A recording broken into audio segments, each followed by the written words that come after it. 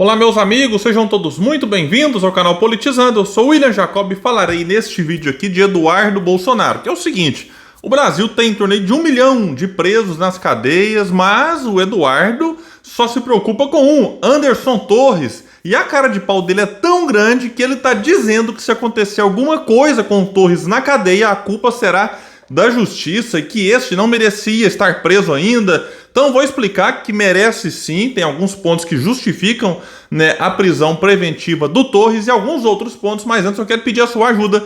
Chegou no canal, olhou, não tem inscrito, e se puder se inscreva, ativa o sininho das notificações, deixa like se assistir e gostar do vídeo, mas se não gostar faz parte, manda o dislike, comenta aqui embaixo o que você vai achar e se puder compartilha para que mais pessoas venham para esse espaço, porque aqui a gente luta por um Brasil melhor. Pessoal, então o Eduardo Bolsonaro foi lá, né, comentar a respeito da prisão de Anderson Torres e argumentar a favor de sua soltura. Eu vou aqui trazer o vídeo que está no canal do Portal Metrópolis, um vídeo aqui de 1 minuto, e ele vai explicar ali por que que ele acha que o Torres já tinha que ter, enfim, sido liberado, como, né, a própria defesa pediu já algumas vezes e a justiça tem negado. Aí em seguida eu vou explicar por que que o Eduardo aqui, por que que ele está, na verdade, tão preocupado assim com o Torres. Tem a ver, inclusive, com a CPMI, lá em relação ao que aconteceu no 8 de janeiro. Enfim, vou trazer também o caso aqui envolvendo o Bebiano, o falecido Bebiano, e também o Anderson da Nóbrega, que era lá considerado um dos chefes, lá um dos milicianos, né, chefe de uma facção. Enfim, vou mostrar para vocês alguns detalhes, mas antes, vamos aqui para esse vídeo do Eduardo Bolsonaro. Eu havia alertado alguns dias atrás sobre essa piora da saúde dele, algumas pessoas dizendo que ele emagreceu mais do que 12 quilos, tem um quadro depressivo, todos já sabem que não existe qualquer permanência de fundamento para que ele consiga mantido preso preventivamente, então ele não oferece risco à ordem pública, não oferece risco à ordem econômica, não está fugindo da justiça, pelo contrário, ele voltou ao país para se entregar e também não tem atrapalhado as investigações. Então nada mais justo que ele seja posto em liberdade. Agora, uma coisa é certa, se algo de pior acontecer com o delegado federal Anderson Torres, essa conta certamente vai estar junto à justiça. Porque o próprio Ministério Público, através da PGR, pediu o relaxamento da sua prisão, né, na verdade, a sua conversão em medidas cautelares diversas da prisão. E eu não encontrei fundamento para que essa medida fosse negada. Então, o que está ocorrendo realmente é bizarro do ponto de vista jurídico e espero eu que não seja, né, que nada de pior venha acontecer com Anderson Torres. Então o Eduardo Bolsonaro não encontrou fundamento para manter a prisão do Torres, como se o Eduardo Bolsonaro quisesse de fato encontrar algum fundamento na manutenção da prisão dele. Mas agora é o seguinte, a gente ouviu aqui atentamente, né, eu até preferi nem parar o Anderson Torres, eu até preferi nem parar o Eduardo Bolsonaro, falando do Anderson Torres que perdeu 12 quilos, até já falei em outro vídeo, se for usar isso como critério, né, para você pedir a soltura de várias pessoas que estão presas no Brasil, vai sobrar pouca gente na cadeia. Mas vamos lá então. Quando ele fala aqui que o Torres colaborou com a própria prisão, não é bem assim. Ele estava nos Estados Unidos, aí saiu o pedido da prisão preventiva, de fato ele veio para o Brasil e quando chegou aqui, cadê o celular do cidadão? Ah não, perdi o celular, que coisa, mas que coincidência!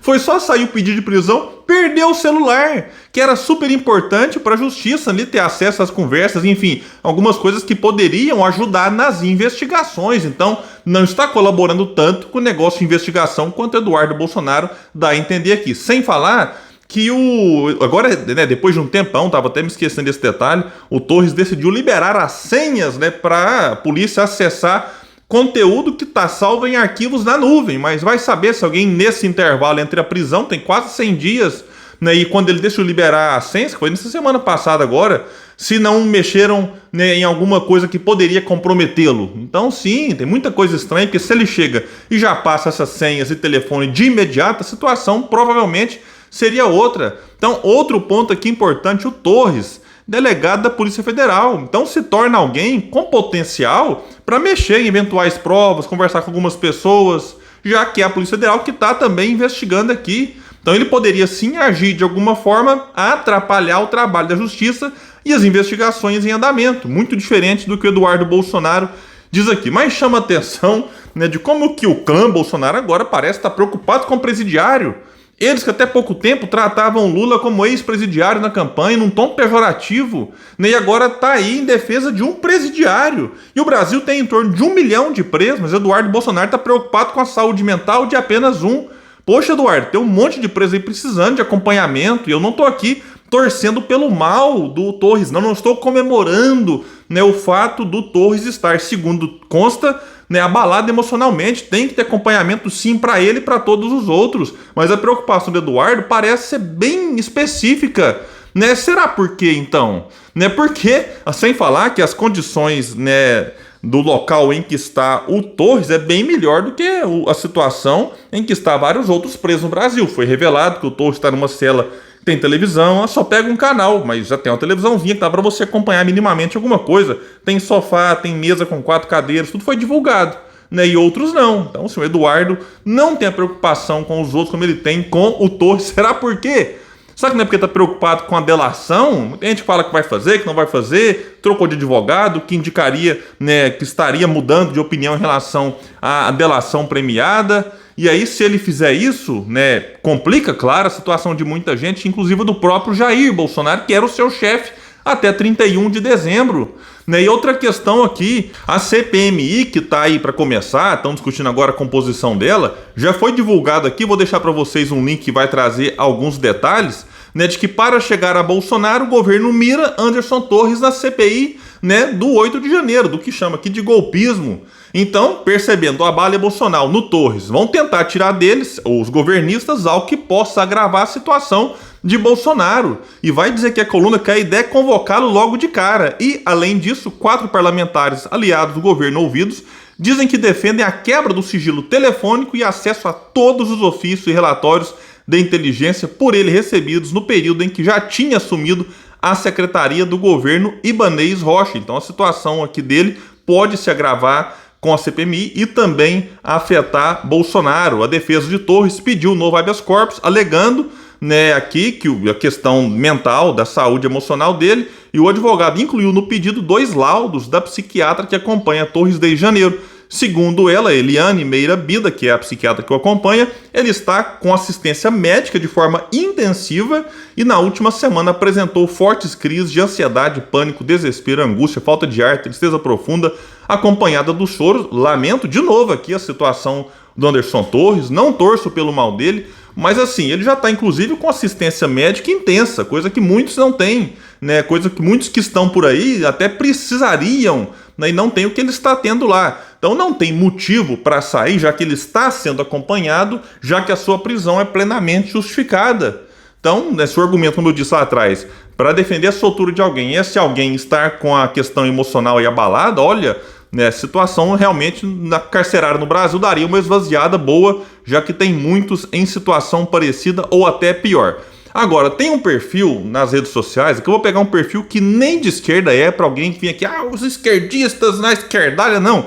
Vou pegar um perfil que é de direita, o Alan dos Panos, é um perfil ali meio que de zoeira e tal, mas que traz ali alguns questionamentos. Ele postou o seguinte: será que tem alguém tentando, colocou aqui, suicidar o Anderson Torres? Porque esse é um temor de que ele, né, cometa o suicídio, ou algo que eu espero que não aconteça. Não defendo isso, não torço para que aconteça isso com ninguém. E aí, né, então o Alan dos Panos vai ali e coloca esse questionamento, né, de que aí você, né, levanta a suspeita de que ele, sendo um arquivo vivo que contém informações que podem comprometer muita gente, acaba ele sim correndo risco de morte, né, enfim, por diversos motivos, e aí colocariam na conta de um suicídio. E quem que deveria então temer o que o Anderson Torres sabe? O clã Bolsonaro acredita que deve estar temendo, e muitos bolsonaristas, enfim, pessoas que de alguma forma seriam comprometidas com as informações que o Torres repassar. E aí, quando a gente volta aqui na fala do Eduardo Bolsonaro, se acontecer algo com Torres, estará na conta da justiça. Então essa fala do Eduardo Bolsonaro é complicada, porque se acontecer alguma coisa com o Torres, até, quem sabe aí, né, amando da família Bolsonaro, né, não estou aqui afirmando, só levantando possibilidades. O Eduardo vai dizer, eu avisei, a culpa é da justiça. Alguém pode estar assistindo pensando assim, William, mas existe alguma suspeita de algo nesse sentido? Olha, a morte do Bebiano foi muito estranha. Muita gente não engoliu aquela morte natural, Ah, teoria da conspiração? Pode ser, mas o Bebiano sabia muita coisa comprometedora para o clã Bolsonaro. Aí ele rompe com o Jair, deixou de ser ministro no dia 18 de fevereiro, vejam bem, até o dia 18 de fevereiro de 2019, ficou pouco tempo como ministro. Aí saiu, foi demitido no dia 14 de março, menos de um mês depois. Aí ele sofre um infarto fulminante. Isso aqui, claro, levantou suspeita, né? Adriano da Nóbrega, ex-policial, considerado chefe do escritório do crime, foi morto em 9 de fevereiro de 2020 em uma operação policial na Bahia. Vai dizer que é uma matéria que ele era considerado um dos milicianos mais procurados do Rio de Janeiro, apontado como envolvido na morte da vereadora Marielle Franco.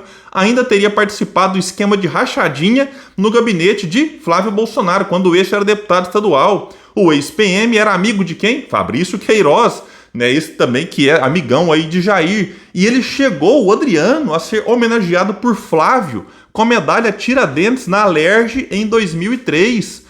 Lembrando também que a mãe e a ex-mulher de Adriano chegaram a trabalhar no gabinete de Flávio na Assembleia. Também estão ali, são acusadas de participar desse esquema da rachadinha. E a irmã do Adriano disse o seguinte, abre aspas para ela: ele já sabia, ele e o Adriano, da ordem para que ele fosse um arquivo morto. Já tinham dado cargos no Planalto pela vida dele, disse em áudio revelado pela Folha, logo depois da morte, do assassinato do Adriano lá na Bahia.